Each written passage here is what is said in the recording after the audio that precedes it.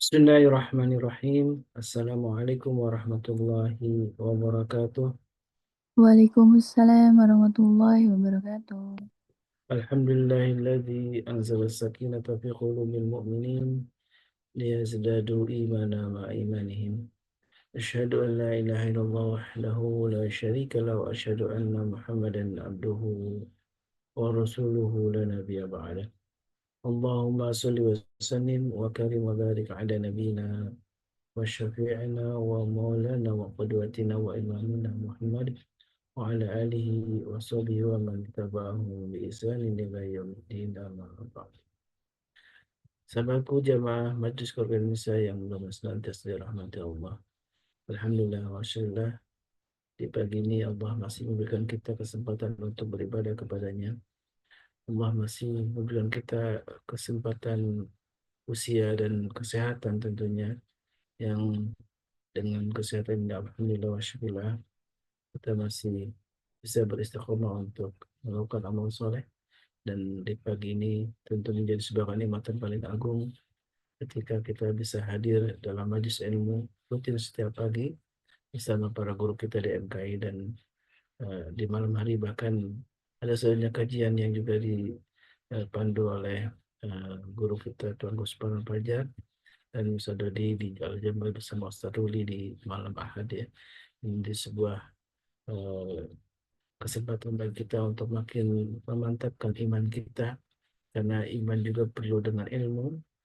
Iman ilmu menjadi suatu bagian yang tidak terpisahkan karena untuk beribadah tentu tidak hanya ikhlas kepada Allah tapi juga ittiba'i Rasul, mengikuti sunnah-sunnah dari Rasulullah SAW. Karena itulah salawat dan salam tak pernah kita menjadi selalu kita curahkan kepada baginda Nabi kita Muhammad SAW yang menjadi teladan kita dalam banyak hal dan salah satunya dalam hal keluarga.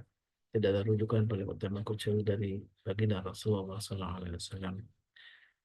Dan kenikmatan paling agung tentu yang harus kita syukuri adalah kita bisa berjumpa dengan para guru kita dan juga sahabat-sahabat kita semuanya di Majelis Keluarga Indonesia yang mudah-mudahan punya niat yang sama untuk menjadi lebih baik, niat yang sama untuk menjadi orang-orang yang uh, terbaik ya, karena orang terbaik itu adalah orang yang paling bertakwa ya. Orang yang paling mulia adalah orang yang paling bertakwa dan untuk menjadi orang bertakwa tentu butuh ilmu yang kita harus miliki dan ilmu inilah yang alhamdulillah disajikan oleh para guru kita ilmu syariat dan ilmu syariat inilah yang disebutkan dalam sabda Nabi yang mulia akan memudahkan jalan menuju surga Allah Subhanahu wa taala. Dan di pagi ini tentu admin selalu mengingatkan kita ayo kita bersedekah di pagi hari ini apalagi di bulan Rajab ya, bulan yang penuh uh, limpahan pahala oleh Allah Subhanahu wa taala. Setiap amal soleh akan Allah lipat gandakan di bulan haram ini dan tentu menjelang Ramadan kita harus mempersiapkan bekal ilmu yang cukup agar bulan yang penuh berkah itu juga jangan sampai berlalu tanpa menghadirkan keberkahan dan penambahan iman untuk kita semua.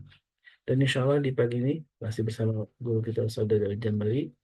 Kita doakan beliau dalam keadaan sehat walafiat dan juga Allah berkahi beliau ya bersama keluarga dan juga tentu istiqomahkan Allah istiqomahkan dalam dakwah beliau. Dan di pagi ini merenda cinta lama menjadi tema yang tentu masih menjadi pertanyaan bagi para jemaah ya. Apa itu merenda cinta lama ya? Itu sering mendengar kita istilah cinta lama kembali bersemi itu. Tentu bukan itu mungkin maksudnya ya. Jadi ada hal yang sering menjadi negatif saja kalau cinta lama kembali bersemi ini seolah-olah eh, perasaan yang dulu terkubur, yang dulu pernah tumbuh kemudian terkubur lama karena mungkin ada masalah yang sehingga tidak bisa menyatukan kembali disatukan karena kadang-kadang hal yang tidak sengaja gitu ya berjumpa dengan hal yang tidak sengaja. Tapi ini tentu beda ya. Merendah cinta lama itu, nah ini menjadi sebuah pertanyaan apa yang dimaksud dengan merendah cinta lama ini, Masya Allah, Tabarakallah ini sebuah judul yang kayaknya lahir di novel, judul novel. Saya tentu saja. Sehat, Zat. Masya Allah, Alhamdulillah khair. Jadi sesuatu yang lama itu kalau ibarat kain kan gampang robek, Ustaz. Iya. Iya, kalau pernikahan sudah lama tuh kadang-kadang ada kebosanan, ada tutur, ada aspek-aspek keinginan yang mungkin nggak tercapai, ada harapan yang mungkin jadi berbelok, yang ternyata baru muncul aslinya ketika sudah menjalankan pernikahan sekian sekian lama. Makin lama bukannya makin bagus, maka maka makin makin caur gitu ya, makin hancur gitu. Nah, ini bagian yang kemudian kita harus merenda kembali cinta meskipun sudah lama. Nah, ini kiat-kiatnya seperti apa? Insya Allah Islam selalu punya cara untuk kemudian eh, mengembalikan arah dan melakukan kalibrasi untuk kemudian bisa bersama kembali melakukan eh, apa namanya, rejuvenasi atau apa istilahnya kalau bahasa Indonesia itu, kira-kira meremajakan kembali sesuatu yang sudah uzur itu kan agak repot, Ustaz.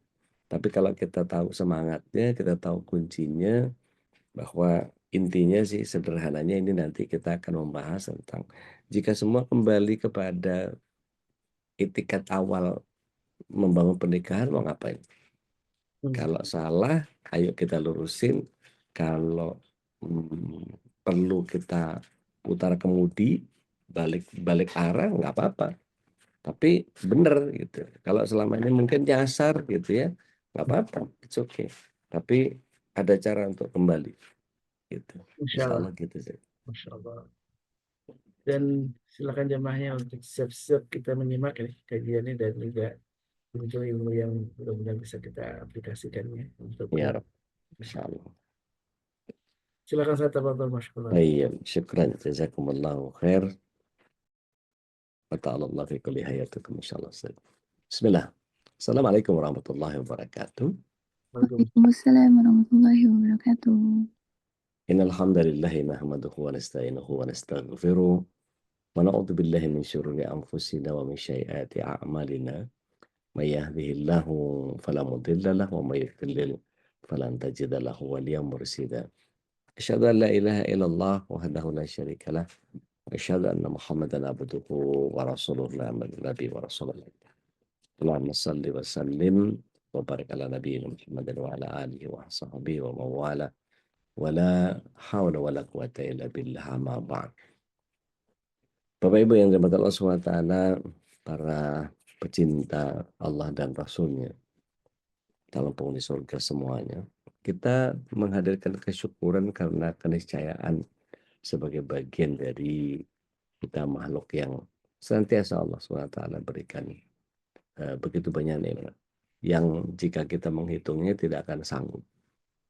Salawat serta salam semoga senantiasa tercurah kehadirat satu-satunya manusia yang disebut-sebut banyak wanita, tapi tidak ada pria yang cemburu. Dialah Rasulullah SAW, berikut para keluarga, sahabat, dan para pengikut setia hingga akhir zaman dan pecinta risalah, serta orang-orang yang senantiasa selalu mau memperbaiki dirinya di dalam kehidupan. Baik, merendah cinta lama adalah bagian di mana kalau kita tanya diri sendiri, jangan ada yang jawab, jangan ada yang ngacung. Kalau misalnya ditanya, ya, bagi yang masih berpasangan, ya, kira-kira kalau mau diulang ke masa di mana kita sebelum menikah, jadi hari itu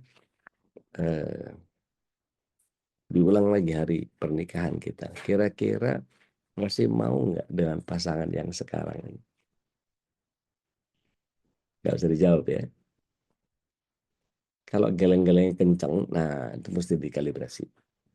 Kalau tiba-tiba, kayaknya enggak deh. Nah, gitu tuh. Kalau sudah mulai begitu, berarti it must be something wrong with our mindset. Jadi harus dibenahi. Artinya begini, ketika Allah SWT menentukan pasangan kita seperti yang sering saya bilang, seperti kita beli kipas angin, pasti ada kekurangan. Dan setiap orang pasti punya kelebihan dan kekurangan. Tapi ketika dikembalikan kepada kita, ini kan Allah yang menentukan loh. Dapat pasangan yang seperti itu. Jadi ketika Allah yang menentukan, berarti kita yang harus kemudian bertindak sebagai hamba, menjalankan apa yang Allah SWT titahkan, amanahkan, mandatkan kepada kita. Dan lakukan itu sebaik-baiknya. Ketika Anda seorang suami, maka jadilah suami versi terbaik di hadapan Allah, bukan versi pasangan kita. Begitu pula ketika jadi istri, maka berperanlah sebagai istri yang terbaik di mata Allah untuk suami kita. Bukan demi suami, tapi lakukan tujuan akhirnya adalah untuk Allah. Maka dalam kondisi seperti inilah ketika kita misalnya Allah SWT berikan percikan-percikan permasalahan, diberikan prahara, diberikan ujian-ujian, diberikan masalah-masalah. Ada yang bermasalah dengan keuangan, ada yang bermasalah dengan kasih sayang, ada yang bermasalah dengan perhatian, ada yang bermasalah dengan keturunan, ada yang macam-macam. Dan setiap orang punya persoalannya masing-masing. Ada yang anaknya berkebutuhan khusus, ada yang ADHD, ada yang macam-macam. Ya. Dan ini membuat kita menjadi harus melihat bahwa apa sih rencana Allah di balik ini semua. Nah ini kan bagian yang kemudian membuat setiap orang menjadi paham bahwa oh saya ini cuma hamba yang harus kemudian melakukan perbaikan terhadap setiap apa yang Allah SWT hadirkan dalam kehidupan kita. Maka ada berbagai macam cara ketika kita ingin merawat atau merenda cinta yang sudah lama. Mungkin ada yang tahu bahwa biasanya ada masalah datang yang cukup besar dan sempat mengguncang rumah tangga sampai lempar kata-kata, kemudian saling pundung gitu ya, ngambek nggak jelas gitu. Kemudian ada bagian yang ya mestinya kamu tahu. Nah itu kan bagian menganggap pasangan sebagai paranormal ya. Tidak ada seorang pun yang bisa membaca pikiran kita. Tetapi ada hal yang bisa kita perhatikan ketika kita mau menghadirkan sedikit curahan pengamatan. Jadi begini, Cathay Pacific saya terpaksa menyebut apa namanya maskapainya. Tapi mungkin ini juga maskapai yang lain mungkin melakukan hal yang sama. Tapi yang setahu saya adalah ketika mereka kedatangan seorang bayi misalnya, dia langsung lihat nomor kursi nomor berapa. Terus kemudian selain nomor kursi, dia langsung lihat di baris yang keberapa. Misalnya C12 di A misalnya. Kemudian ada bayi. Maka langsung direkam sama dia. 10 menit setelah take off, maka si ibu pasti membutuhkan air hangat. Maka tanpa harus diminta, karena pengamatannya berulang, ada apa istilahnya? Psikoanalisis, kurang lebih seperti itu ya. Jadi psikoanalisis ini bisa kita rekam sebagai sebuah kebiasaan yang dilakukan oleh orang secara umum. Begitu si steward ini atau stewardess ini mempersiapkan air hangat gitu ya, flight attendant-nya itu pramugari lah kalau bahasa kita, bawa air hangat ke hadapan dia. My pleasure, ma'am. Begitu dipegang, itu langsung, hah? You can read my mind. Jadi, kamu bisa baca pikiran saya? Enggak, bukan baca pikiran. Tapi kebiasaannya adalah setiap 10 menit dari take off, biasanya ibu-ibu yang pegang bayi biasanya minta air hangat. Mumpung belum diminta, maka sudah disediakan. Dan itu menjadi pelayanan yang sangat mengesankan. Gitu kan ya? Nah, bayangkan kalau kemudian ini kita lakukan terhadap pasangan kita. Apa yang dia senangi, apa yang dia benci, apa yang dia lakukan, apa yang sering jadi kebiasaan, buruk baik kita catat itu dalam pengamatan kita sehingga kita tahu bagaimana mengatasinya.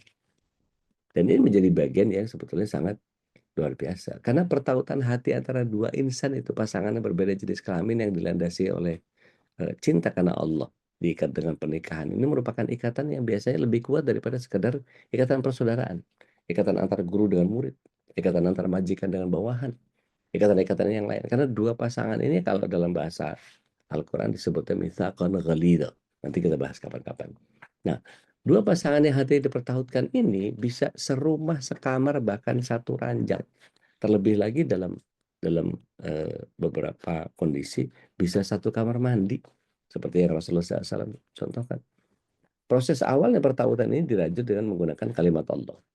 Saya nikahkan kamu, saya kawinkan kamu, saya terima nikahnya, saya terima kawinnya, dan seterusnya. Maka orientasinya tidak hanya kehidupan dunia, tapi harus sampai kepada akhirat. Maka coba direnungkan kembali, saya menikahi pasangan saya sekarang ini, saya membina anak-anak saya ini, saya membangun keluarga kecil ini, akan saya bawa mereka kepada akhiratnya Allah. Akan saya bawa semuanya kepada bagian yang kita akan menikmati sesurga sekeluarga. Maka tidak ada keindahan yang lebih indahnya kedua pasangan suami istri dan keluarga yang menjalani kehidupan berumah tangga karena Allah dan sesuai dengan syariat Islam. Maka tujuannya cuma satu, itu tadi masuk surga kepada eh, kalau kita lihat di surah Az-Zukhruf ya, Zukhruf ayat 70. Iya, Zukhruf ayat 70.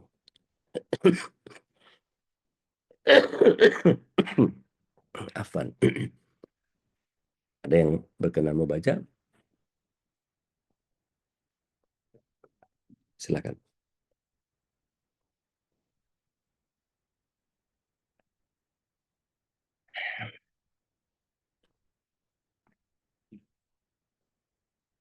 Ada yang udah ketemu? Surat berapa itu, Ustaz? Surat Az-Zukhruf itu surat Tiga, surat ke-43. 43. 43. 43 ayat 70. Silakan.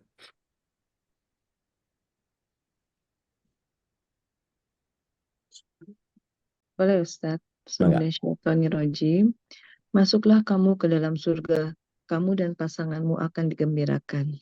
Masya Allah. Jelas ya perintah Allah itu. Barakallahu fikum. Ya, Ustaz. A'udzubillahi minasyaitonirrajim. Udkhulul jannah. Masuklah ke dalam surga. Antum, kamu pria, ya, atau kalian pria, ya. Wa azwajukum, dan pasanganmu. Berarti ini bisa berfungsi sebagai azwajukum itu berarti pasangan kalian. Ya. Maka dikatakan tuhbarun. Jadi kalau kita perhatikan ini, Ibnu Katsir meriwayatkan ayat ini, udkhulul jannah, masuklah kalian ke dalam surga. Artinya dikatakan kepada mereka, masuklah kalian ke dalam surga. Apalagi ada antumnya lagi. Ya. Antum wa azwajukum. Kamu dan pasangan-pasanganmu. Ya.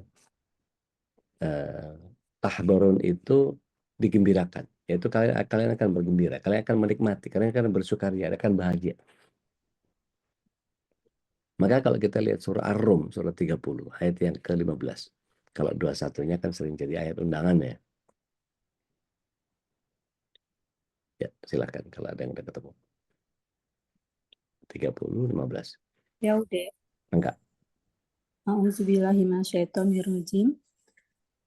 Maka adapun orang-orang yang beriman dan mengerjakan kebajikan, maka mereka di dalam taman surga bergembira. Masya Allah. Syukuran Mbak Vivi. Barakallah. Oke.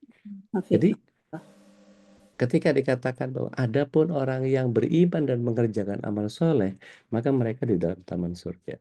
Kalau kedua ayat ini digabung, maka suami dan istri yang sama-sama beriman dan menjaga amal mereka dengan kesolehan, mereka yang dimasukkan ke dalam taman surga untuk gembira. Bahkan Imam As-Sabuni dalam kitab Safatul Tafasir menafsirkan ayat ini, Allah berfirman kepada mereka, masuklah kalian dan perempuan-perempuan mukminah kalian, ya, istri-istri kalian yang beriman ke dalam surga. Kalian semua akan mendapatkan kenikmatan di dalam. Bergembira dengan kegembiraan yang terpancar dari wajah-wajah kalian. Nah, atas dasar ini, Maka pasangan suami istri akan terus berupaya keras untuk kehidupan rumah tangga terus langgeng dan harmonis. Dunia sampai akhirat. Bahwa kemudian ada bagian-bagian yang kita pahami sebagai obstacle-obstacle, halangan-halangan yang membuat kita menjadi makin paham bahwa Allah mau kasih PR apa lagi nih. Jadi udah siap dengan PR, udah siap dengan apa yang Allah SWT hadirkan. Nah, ketika kita tahu bahwa ujian, arah melintang, ada badai kehidupan, dan perjalanan berkeluarga itu dalam membina rumah tangga memang tidak selalu seindah melewati jalan bertaburan bunga, rumah wangi. Ada kalanya jalan yang dilalui ada lintasan penuh duri berbatuan tajam, ya, belum dihantam ombak dan angin yang keras. Nah, tentu ini merupakan bagian yang wajar. Siapa yang nggak pernah berantem? Keluarganya Rasulullah SAW yang sakinah mawaddah warahmah aja seringkali diwarnai dengan pertikaian, tapi cara menyelesaikannya menjadi sangat luar biasa. Kalau kita lihat pada keluarga Rasulullah SAW itu yang seringkali melakukan aksi itu para istri. Karena nggak tahu apa yang Allah SWT maksudkan dalam kehidupan berumah tangga itu. Nah, Ibunda Aisyah radhiyallahu anha adalah orang yang sangat semangat, cerdas, dan kemudian semangatnya masih sangat muda. Sehingga beliau seringkali menghadirkan satu pertentangan-pertentangan kepada Rasulullah SAW atau kekeliruan atau kesalahan yang memang saya pikir ini adalah cara Allah untuk kemudian memanusiakan Rasulullah SAW. Maka macam-macam. Bagaimana sikapnya Ibunda Aisyah ketika cemburu terhadap Ibunda Khadijah.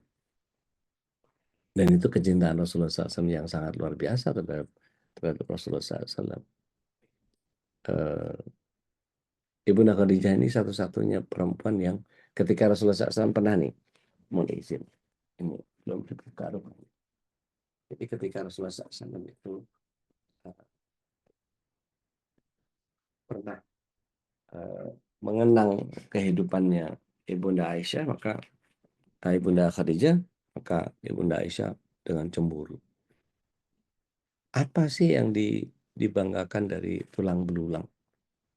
Orang udah jadi tulang gitu. Nggak ada orang yang ngapain mesti diinget-inget. Oh, Rasulullah SAW marah. Tapi marahnya Rasulullah SAW penuh kemuliaan. Beliau katakan, ketika tidak ada orang yang mengikutiku, dia mengikutiku lebih dulu. Ketika tidak ada orang yang percaya denganku, dia yang mempercayai. Ketika tidak ada orang yang mampu menenangkanku, dia menenangkanku. Bagaimana mungkin aku bisa melupakan dirinya meskipun jadi tulang belulang? Padahal Ibu Aisyah mengatakan, mana cantik sama aku. Itu bagian yang ya namanya anak muda ya. Maka ketika kita tahu ada sengatan-sengatan yang kadang-kadang kata-katanya Ibunda Aisyah tuh pedas. Bahkan sikapnya juga Masya Allah. Kadang-kadang bahkan tidak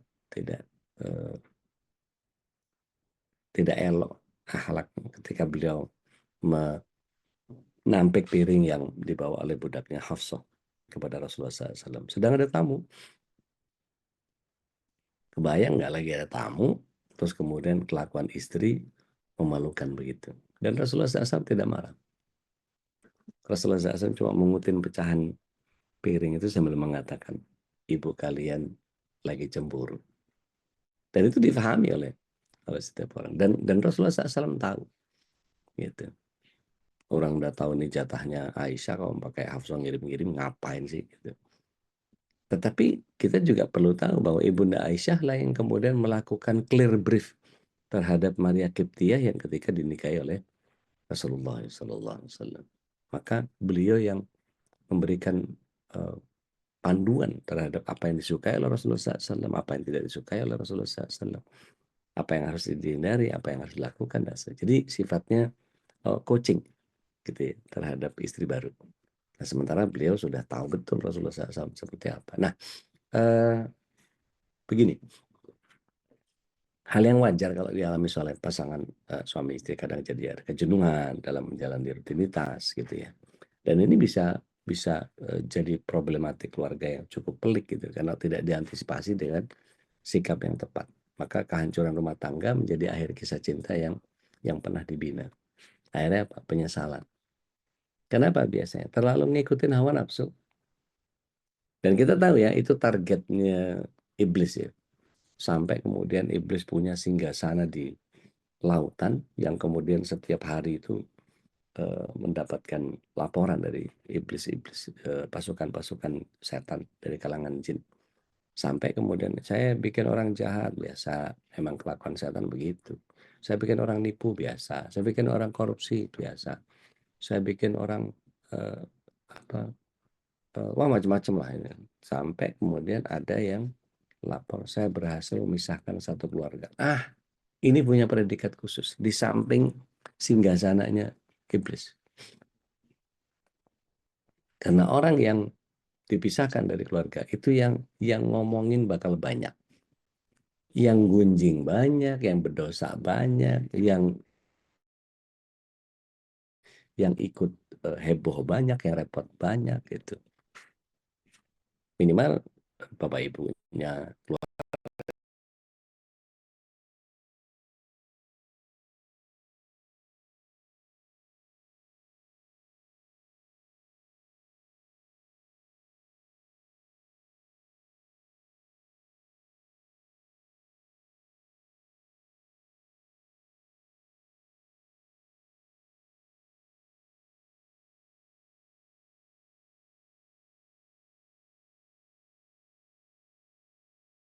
kepada Umar bin Khattab bahwa cintanya kepada istrinya lama pudar dan dia bermaksud menceraikannya. Maka Umar bin Khattab radhiyallahu anhu menasehati, sungguh jelek niatmu. Apakah semua rumah tangga hanya bisa terbina dengan cinta? Di mana takwamu dan janjimu kepada Allah? Di mana rasa malumu kepada Allah? Bukankah kamu sebagai sepasang suami istri sudah saling bercampur, menyampaikan rahasia? Dan mereka, istri-istrimu telah mengambil dari kamu perjanjian yang kuat. Jadi ada sebagian orang yang di awal pernikahannya sangat mengharapkan kesempurnaan pasangan. Wah, dulu tuh saya bayangkan tuh dia tuh begini. Ternyata dalam perjalanan hidup rumah tangga, ternyata semua sifat dan karakter asli dari pasangan nggak bisa diterima sebagaimana adanya. Waktu awal-awal aja, Masya Allah. Atau masih, mungkin sebagian kita ada yang pacaran lah ya. Mungkin nggak banyak yang ta'aruf di kalangan kita nih, kalau kita lihat dari usia gitu ya. Mungkin dulu waktu masih jalan bareng itu Masya Allah perhatiannya luar biasa. Itu kesandung gitu, kamu nggak apa-apa saya. Wah, Masya Allah. Begitu sekarang kesandung, matanya itu loh. Itu kan jadi, aduh, kok jadi gitu ya? Gitu. Tapi kalau bisa terus merawat bagaimana kita memilih nama, bagaimana kita memilih sebutan, bagaimana kita bersikap. Dan tadi yang saya bilang, kita harus punya psikoanalisis terhadap pasangan kita sehingga dia tahu betul pada saat kapan dia merasa bahagia. Misalnya, hadiah-hadiah kecil itu sebetulnya nggak perlu mahal, tapi sering. Dan itu bagian yang kadang-kadang kita perlu pahami bahwa perempuan senang dipuji. Gitu ya. Maka kemudian bagian-bagian yang seringkali membuat kita menjadi harus meluluhkan hatinya. Yang kadang-kadang mungkin bohong ya, atau acting, atau apalah.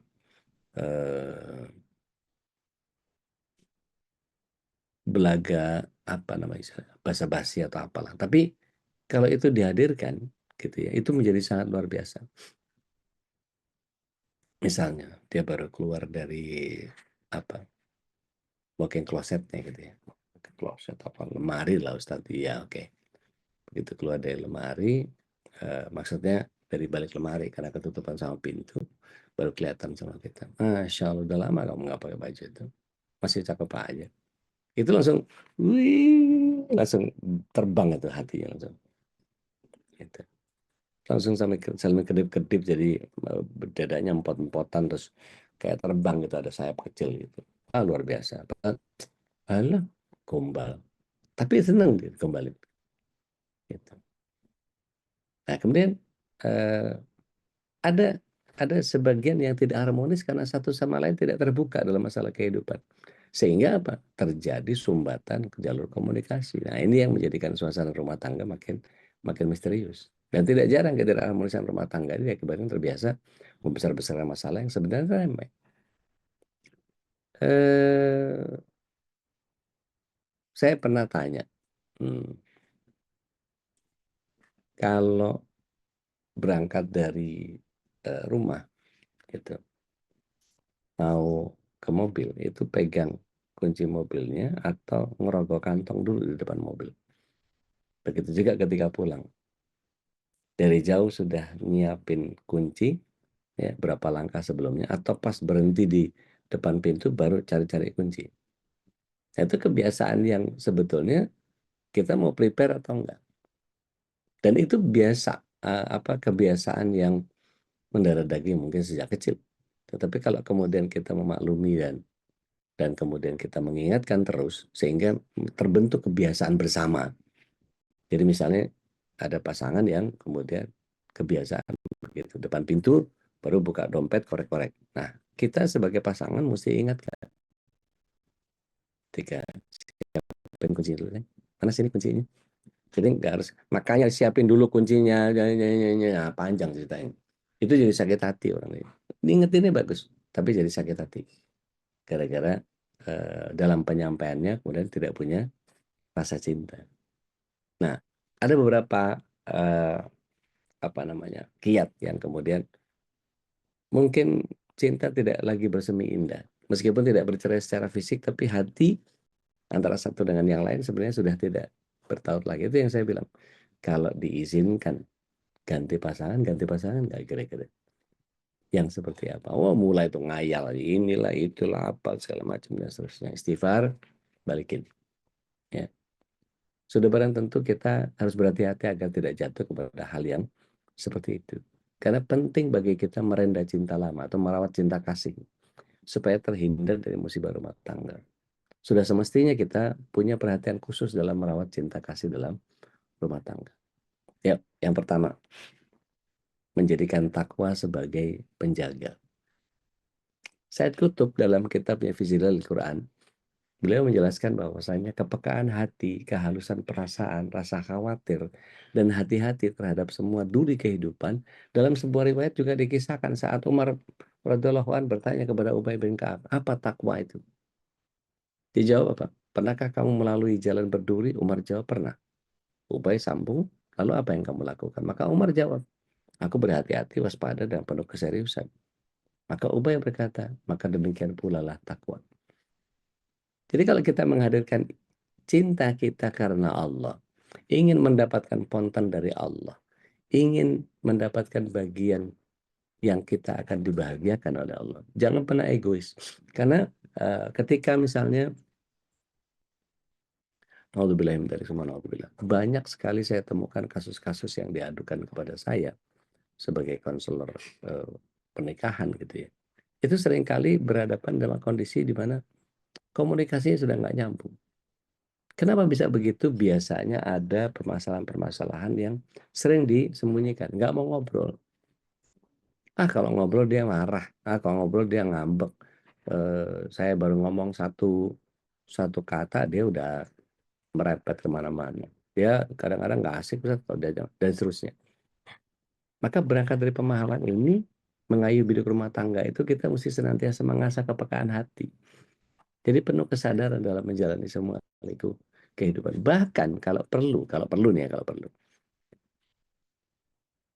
kita memperbaiki cara memegang, cara bercinta, cara menyentuh, cara membelai.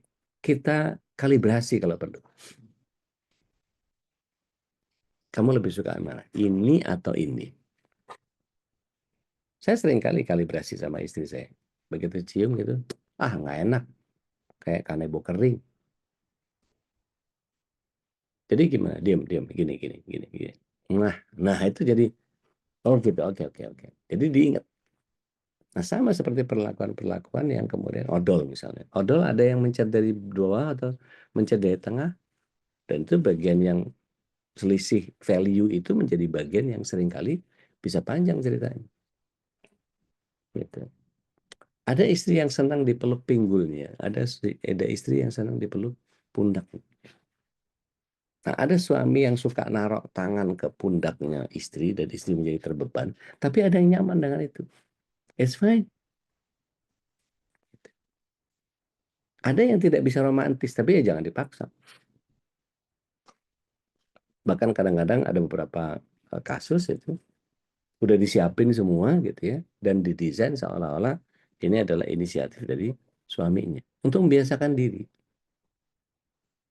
Dia beli bunga sendiri, hand bouquet, dia beli hadiah sendiri, dia bungkus sendiri, dia pitain sendiri. Begitu suaminya datang ke rumah, tunggu, jangan masuk.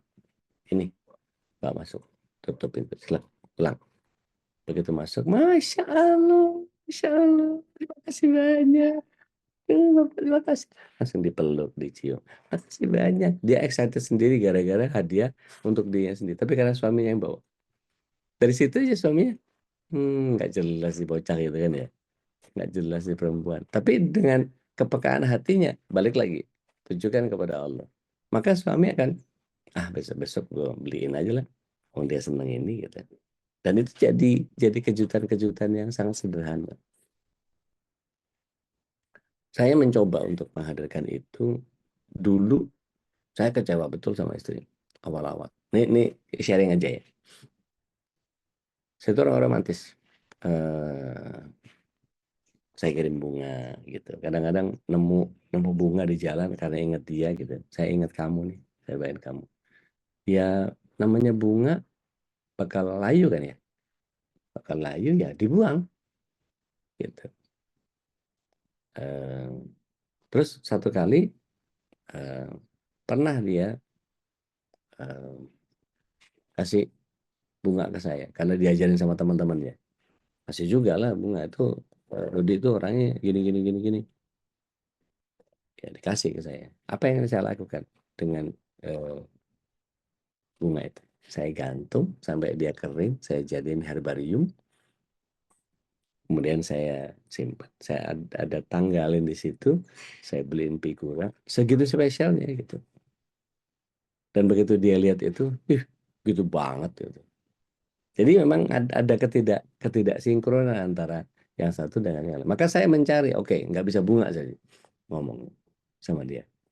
Maka kemudian ke sini saya geser, coklat kali. Gitu. Saya ajak dia ke tempat coklat, mau yang mana kira-kira di sekian banyak? Yang ini, dia bilang.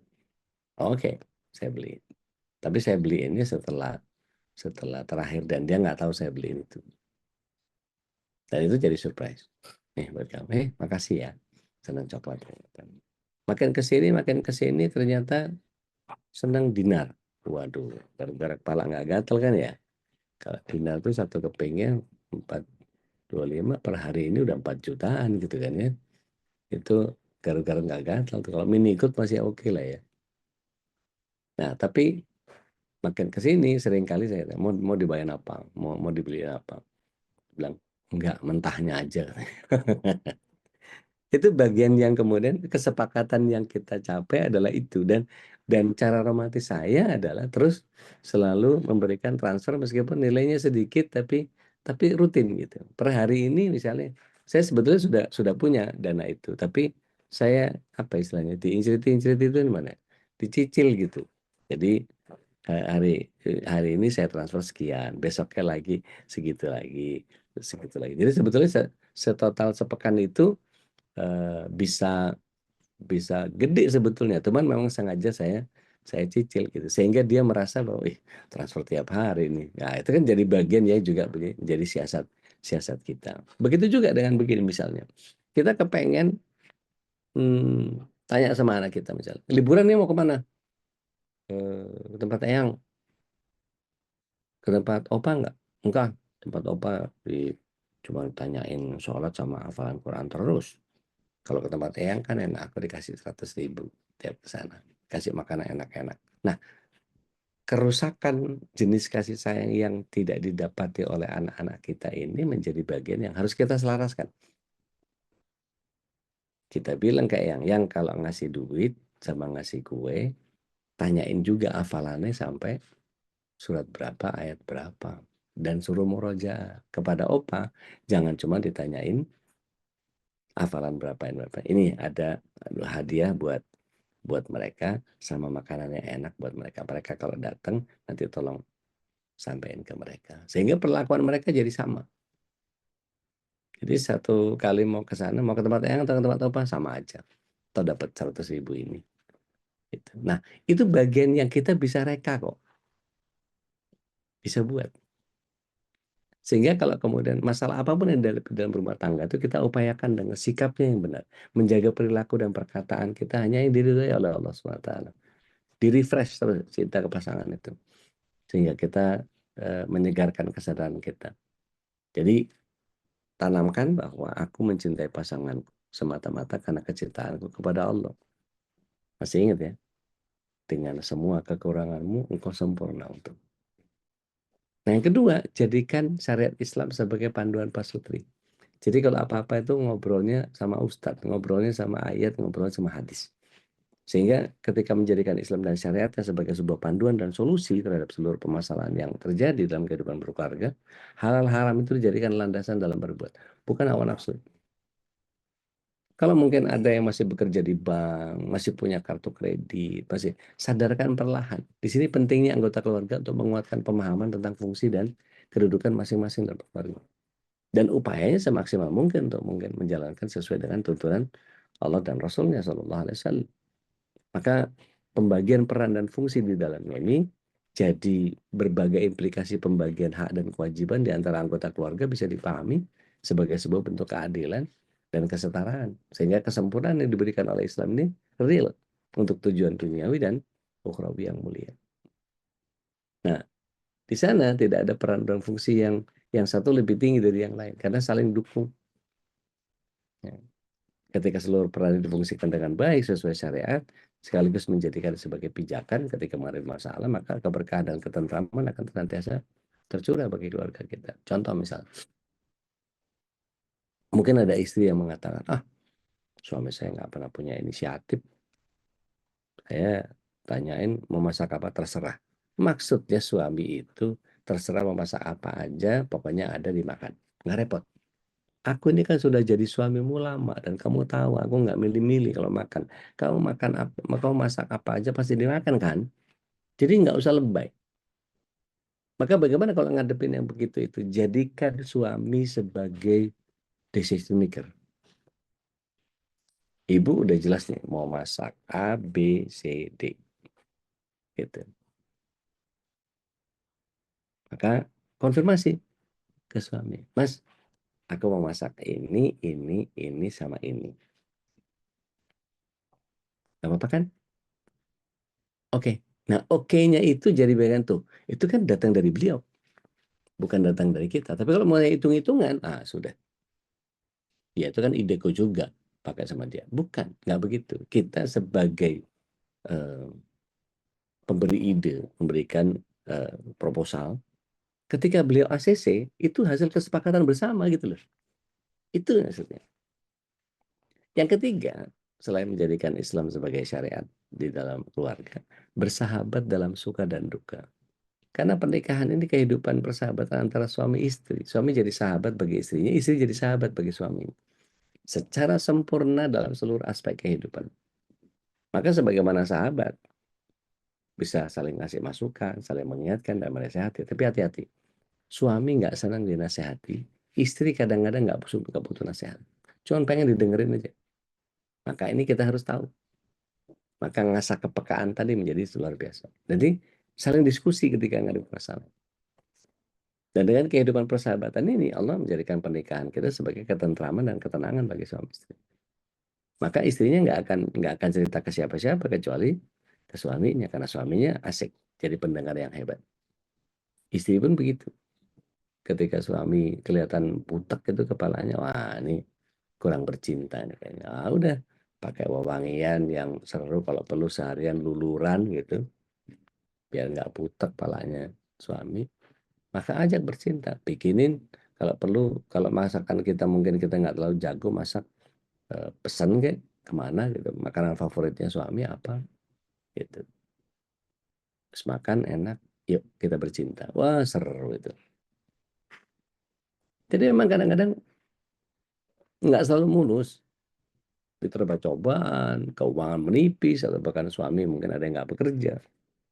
Cobaan yang datang setelah pernikahan ini merupakan ujian yang harus dihadapi dengan kematangan sikap dan berpikir. Jadi yang keempat, menciptakan komunikasi dan hubungan yang harmonis dalam rumah tangga. Cobaan yang datang setelah pernikahan ini kan ujian ya, yang harus dihadapi sama cara kita berpikir dan mematangkan sikap. Nah, idealnya harus dihadapi dengan hati lapang, pikiran jernih, selalu berprasangka baik, bangun komunikasi yang baik. Komunikasi jadi kunci utama dalam sebuah pernikahan yang akan membebaskan pasangan dari kerugian, pikiran negatif, dan kecemasan. Saya sarankan begini, perhatikan nada bicara kita. Ada nada instruktif, ada nada bertanya, ada nada pengen sharing. Contoh, kalau muka kita lempeng, nanya ke orang, itu didengarnya juga nggak enak. Lagi ada masalah ya. Muka kita lempeng, lihat lagi ada masalah ya. Itu kayak seolah-olah ini udah siap dengan ada gada, ada palu, ada beliung, ada galah, ada stick softball. Lu lagi ada masalah ya. Lu jangan macam-macam, lu jangan bawa masalahnya ke rumah lu gebuk lu. Itu kan jadi nadanya interpretasinya jadi konotasinya negatif. Tapi kalau kita tanya, ada masalah ya, sambil senyum-senyum gitu, kita entengin bebannya. Artinya pesan di belakangnya itu adalah, kalau kamu ada masalah, yuk berbagi masalah sama. Cerita aja, mungkin aku nggak bisa ngasih solusi, tapi begitu dirimu mau cerita sama aku, mungkin bisa selesai. Atau kita udah tahu nih bahasa-bahasa yang dipakai sama pasangan kita itu, kita udah paham. Kita peluk, kemudian kita belai kepalanya kalau suami, kalau istri mungkin kita peluk, kita eratkan pelukan kita. Jadi bahasa-bahasa tubuh yang harus disepakati itu menjadi bagian yang harus sering kita komunikasikan. Kadang-kadang kita cuman rindu sama sosoknya yang dulu gitu. Aku cuman kepengen dipeluk aja. Peluk aja, peluk aja. Dah. Nggak usah macam-macam. Kalau tangannya udah mulai ngerayang kemana, enggak lagi, nggak mau, pengen dipeluk aja. Sampaikan, komunikasikan. Sehingga ketika, kan komunikasi ini ibarat air bagi tumbuhan ya. Tanpa komunikasi cinta kita akan layu, kering. Dan akhirnya mati romantismenya. Dan Allah turunkan intensitas keharmonisan rumah tangga kita. Maka komunikasi yang baik dengan pasangan dan keluarga ini punya peranan yang sangat penting untuk merawat cinta kasih kita dalam rumah tangga. Bayangkan kalau suami istri jarang bicara, nggak mau saling dengerin, nggak mau ngasih respon ketika pasangan ngajak bicara, ya, pegang HP aja terus, nonton TV aja terus, kayak nggak nyaman banget gitu pasangannya. Dan memang menjalin komunikasi dengan yang baik dengan pasangan dan keluarga itu nggak sesederhana seperti balik telapak tangan ya.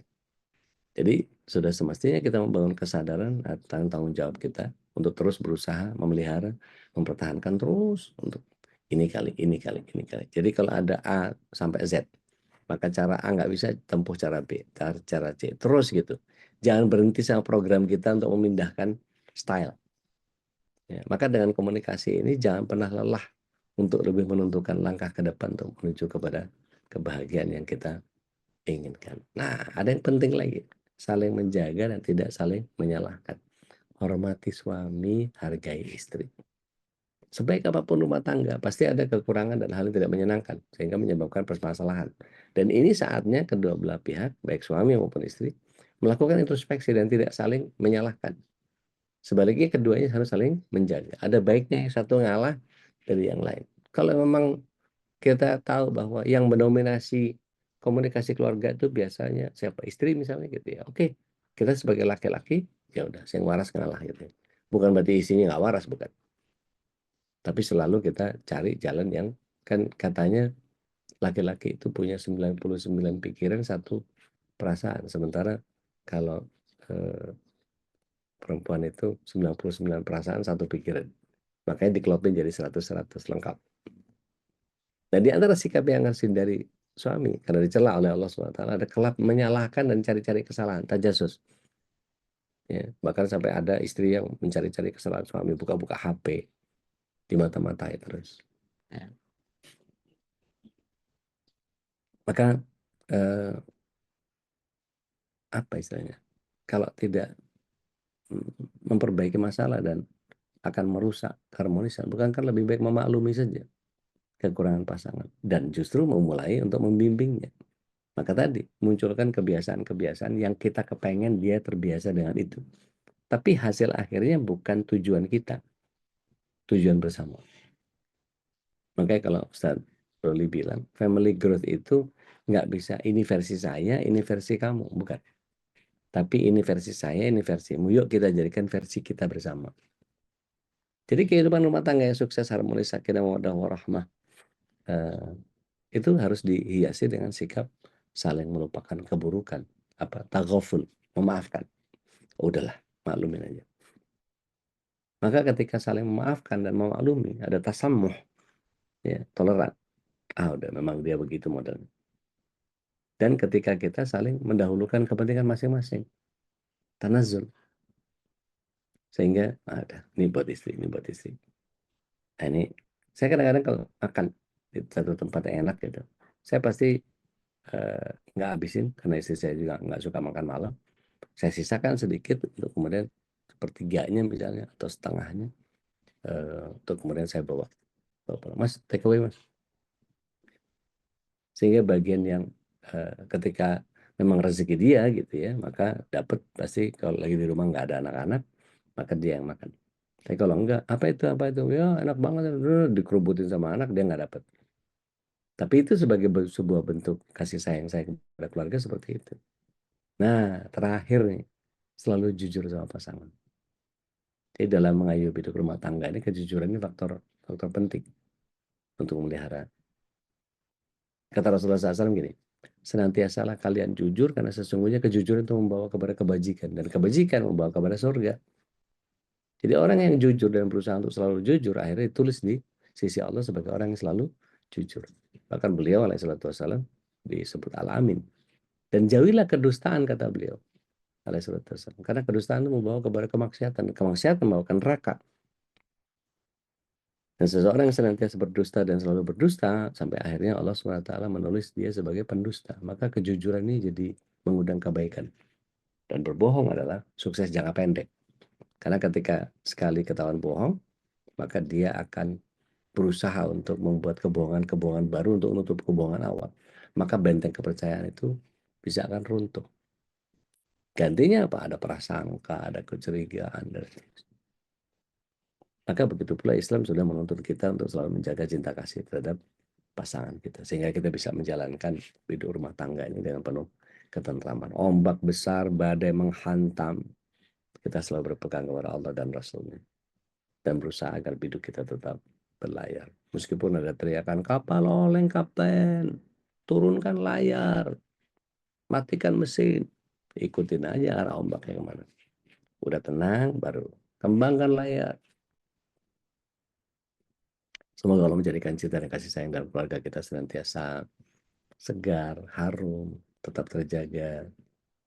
Amin. Wallahu a'lam bishawab. Saya kembalikan lagi ke Ustaz Khalis. Tafadhol Mas Ustaz. Insyaallah, tabarakallah. Ini semua rekaman ini wajib di-share ke pasangan masing-masing nih kayaknya. Bisa masalah biar kita lihat kembali ya tentang tujuan pernikahan yang tadi disebutkan dalam surat Az-Zukhruf ya, tentang kita memang ingin surga, masuk ke keluarga gitu ya. Ketika itu menjadi sebuah tujuan akhir kita yang paling utama, tentu semua hal-hal kecil itu sebenarnya bisa diselesaikan dengan mudah tadi ya.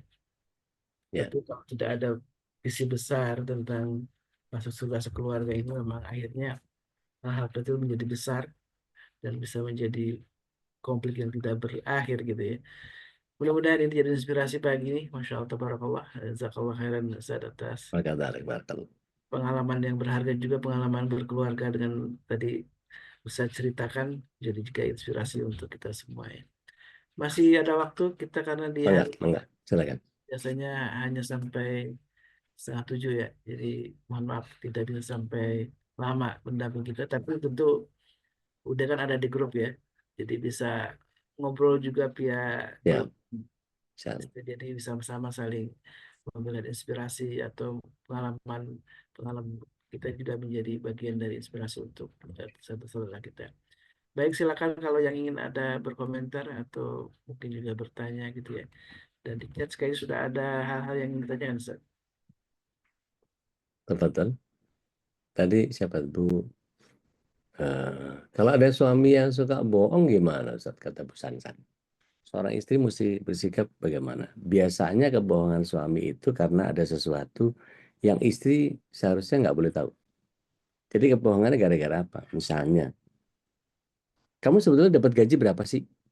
Nah, itu kan pertanyaan yang nggak perlu ditanya, gitu ya. Sehingga eh, kita betul bahwa apa yang kita pahami bahwa eh, kalau kemudian kita tahu bahwa ini kayaknya sensitif, nggak usah ditanya. Yang sebetulnya kita aja. Jadi kita nggak usah terlalu banyak tahu tentang apa yang kita nggak perlu tahu. Nah biasanya suami itu kalau sudah mulai kepepet, dia biasanya keluarin jurus itu, jurus berbohong itu, nyari aman, gitu. Misalnya nih contoh, saya sering tuh lupa minum obat. Begitu saya lihat, dah masih ada obat, daripada berantem, mending gue buang aja ke tempat sampah. Tempat sampah yang beresin dia juga, berantem kan jadinya. Mendingan ya udah, oh iya lupa, udah selesai. Ini namanya lupa, Nabi Adam aja lupa, gitu.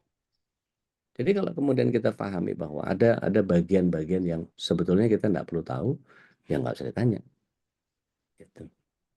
Atau sampaikan dengan nyaman. Artinya gini, kalau kita kemudian ditanya dengan nunjuk, misalnya di satu majelis gitu tiba-tiba Ustadznya nunjuk nama siapa namanya siapa nama, dengan pertanyaan seperti itu, pasti kita, hah, oh ya, siapa misalnya Mbak Sansan tadi misalnya, saya Sansan, oke, turunkan level kekurang ajarannya, naikkan level kesopanannya. Ibu, mohon izin, nama ibu siapa ya? Nah, itu lebih nyaman. Oh, gue ditanya nih. San Ustaz. Turunkan lagi kekurang ajarannya, naikin lagi level kesopanannya. Maaf ibu, saya Dodi. Nama ibu siapa? Itu makin lembut orang kayak gitu.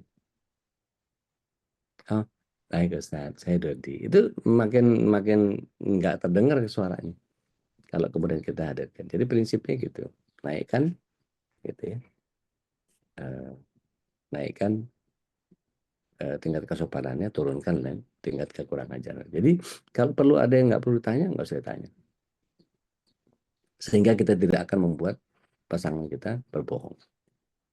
Nah ini mesti spesifik nanti kalau perlu nanti di apa namanya di kondisi-kondisi tertentu, biarkan dia nyaman dengan gayanya. Tapi kalau memang ada hal-hal yang krusial gitu ya, maka ngobrol.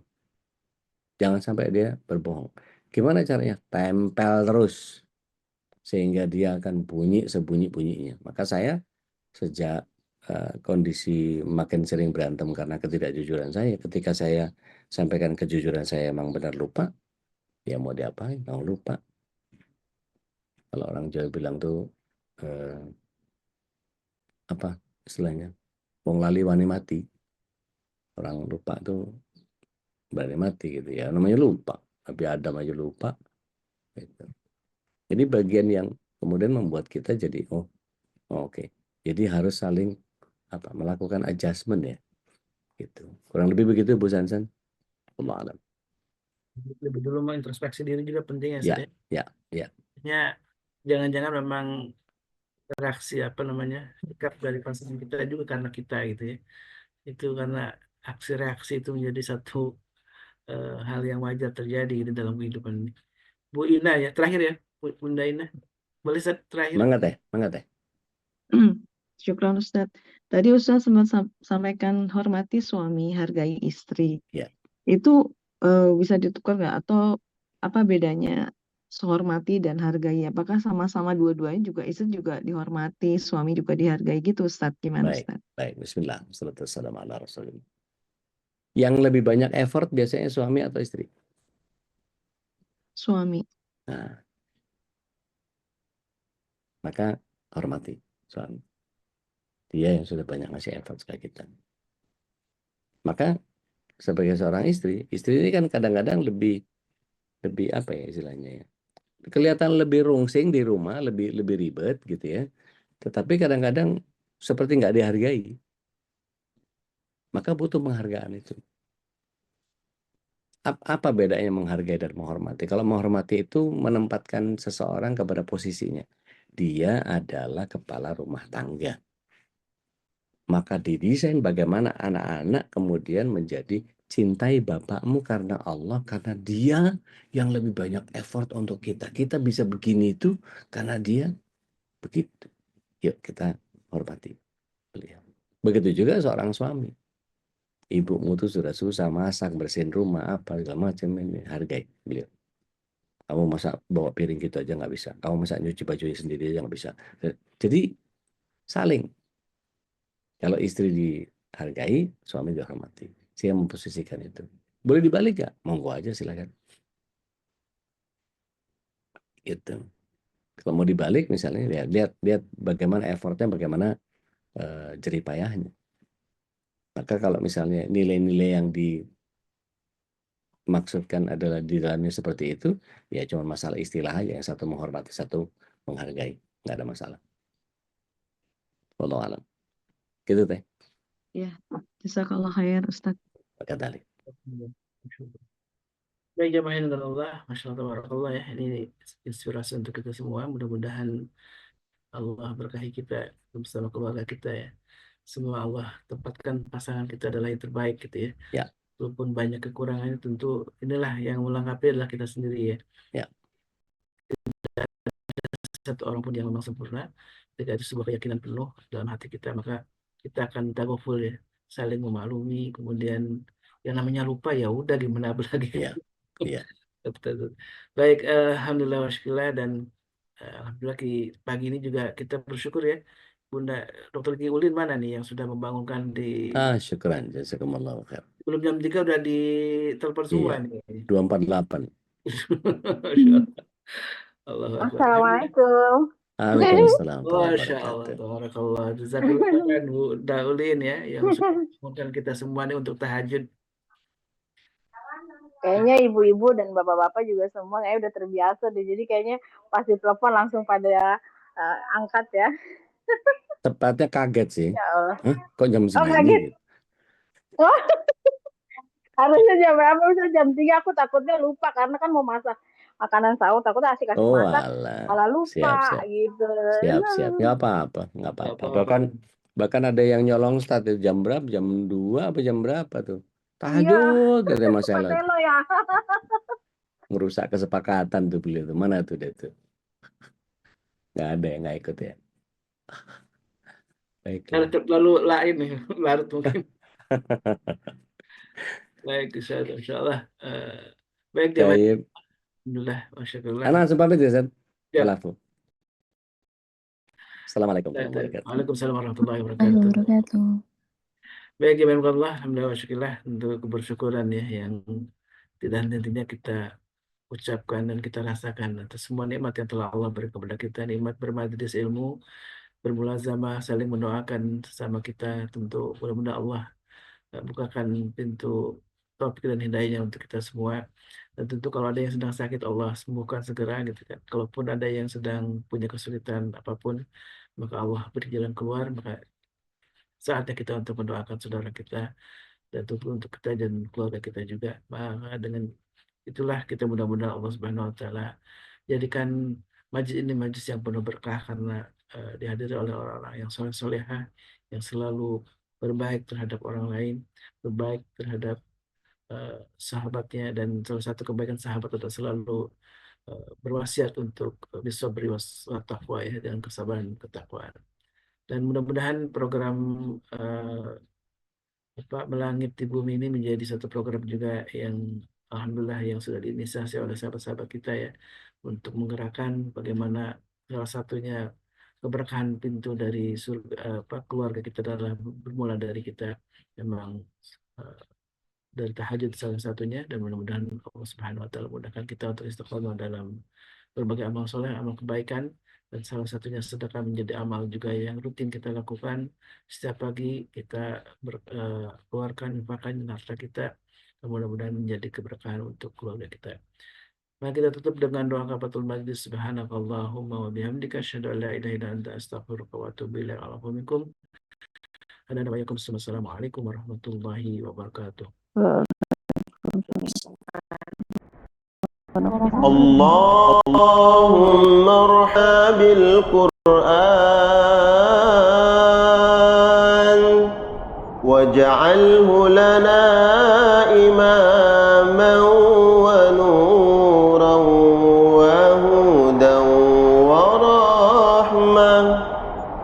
Allahumma zakkirna minhu ma nasina وعلمنا منه ما جهلنا وارزقنا تلاوته آناء الليل وأطراف النهار واجعله لنا حجة يا رب العالمين.